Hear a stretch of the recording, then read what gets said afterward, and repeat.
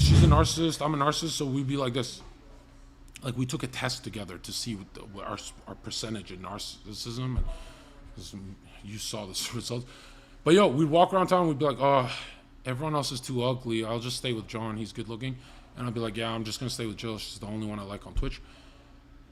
But dude, what compelled two human beings who are having bad sex, no connection, zero romance, even for the cuddling?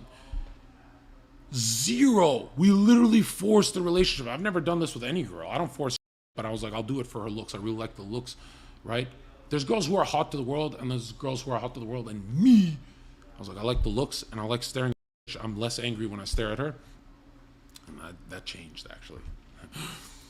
Anyways, so check it out. You know what Jill reminded me of? It is a trauma. Why I was so fond of this girl, she reminded me of the girl in kindergarten who, like, I'd fall off the playground and she'd be the first to say, wow, you're weak.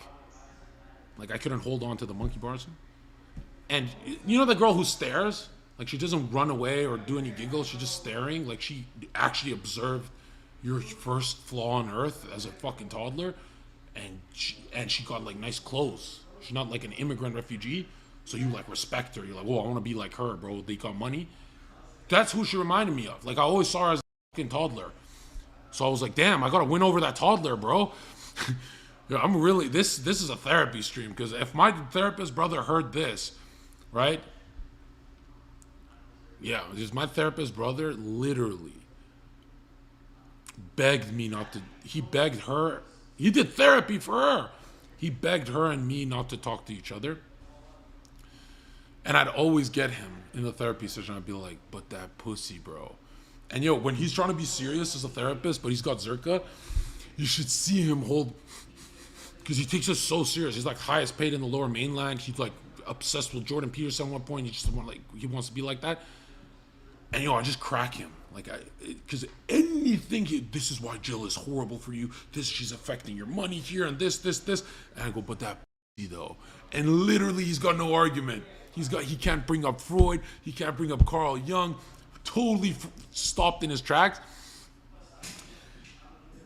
And I still remember the funniest thing he's ever said is the first time I was like, okay, it's been a couple months. Zherka doesn't date this long. This is weird. Or John. And we're driving around, going to Tim Hortons. You know how we do, Tim Hortons. Save some money. And he's like, so tell me about Jill. I'm like, nah, I don't like telling. No, tell me. He said, yeah, if you want to go to the next level, I got you to $20,000 a month. You have to start opening up. I was like, all right, fine. I'll open up about the relationship. And I'm like, it's cringe, bro. Like, we're like kids. And he's like, okay, whatever. I'm telling him about the relationship. And this is the funniest thing Eden's ever done. He made a joke like, she got fake tits. And I got so angry because I love Jillian, Miss PBJ's. Jillian, Monique, Smith are the greatest boobs I've ever. She's lost her tits. She's not around me. She was more, but I still like them. And I got so offended that he had said my property is synthetic. So I looked at my brother. I'm like, no, her tits are real. And he said, yeah, that e-girl. And I'm like, okay, yeah. You know, I'm not going to get mad at that. I would call her an e-girl too, right? Especially if I'm not figuring out, I'll just call her, right? So I don't care if my brother calls her. I don't really give a but he wouldn't do that. He's a nice guy. So I'm like, I'll be fair. But dude, he's pissing me off because I know these tits are real. And I'm yelling at him. He's yelling at me. He's like, they're fake. Come on, all girls on that Twitch website you're on, they all have fake tits. I'm like, no, I have this, I have that. And then in the most heated part of the argument, he says, all right, then we'll only know when I can feel them. And I was already long-term dating her, so I liked her. This is my first time my brother made it. My brother's been around my hoes, but never a girl I liked. On calls too. So this is the first time I felt my twin brothers grabbing my girlfriend that I'm into that I trust now, her. And it was the funniest joke. I couldn't breathe laughing. We had to pull over. And I had to tell this story about another girl, but it was Jill, because I didn't want Jill to think these brothers are creepy as shit. But it turns out she goes low too. Because then, she went on the Destiny stream and she's like, maybe I'll just go for your brother. I was like, oh, dirty poor mouth. Wow, dude, I understand why they beat up women in the old days in a video game. That stung, bro. But when you get to know Jill, it's like she's not actually going through the motions in her head, because some girls actually your brother in their own heads. So Jill's not one of those, thank God. But she just says it out of spite, and she still lie about random shit out of spite. But dude, Jill is the most Albanians in chat, the most Albanian asshole energy ever. And so I had my first dream about her in 5 months. I haven't thought about her. The last time I spoke to her, she was crying and saying she's going to pick me up from Hugh Mike's Devil House. And she's sending me scripture about how I'm wasting away. And it was so bad, because I'm such an honest guy that I didn't argue. Because, like, when you send me scripture and I'm living in your house, you think I'll debate that? I'm not Andrew Tate who, figure it out. No, bro, you're winning the debate. So then she starts crying and freaking out. And then I just abandoned her, to be honest. Anyways. In a mean way, too. But check it out. Yeah, we were supposed to do a trip with my brother and his girl that he's marrying. After the worst part of the breakup, I get banned on Twitch, and she celebrates on my birthday the ban. When I took her to a resort in Cancun, that's men are the superior and generous gender. Just say men are better than women in my chat, and don't ever stop saying it. So yeah, I was like, man, it's just such a disgusting. But my friends and family are like, no, she didn't rat you out when literally she's going to jail for your 5 mistakes in a row that you did out of anger. And I've never snaked someone that hard, because it's not intentional, but definitely. Yeah, I was wishing the worst on both of us. Anyways. And the worst part of TwitchCon? That whole drama and getting into weird altercations with people trying to fight me for her on the street. And some dude trying to kidnap her and getting creepy. And yeah. I never once had sex at TwitchCon. I never once.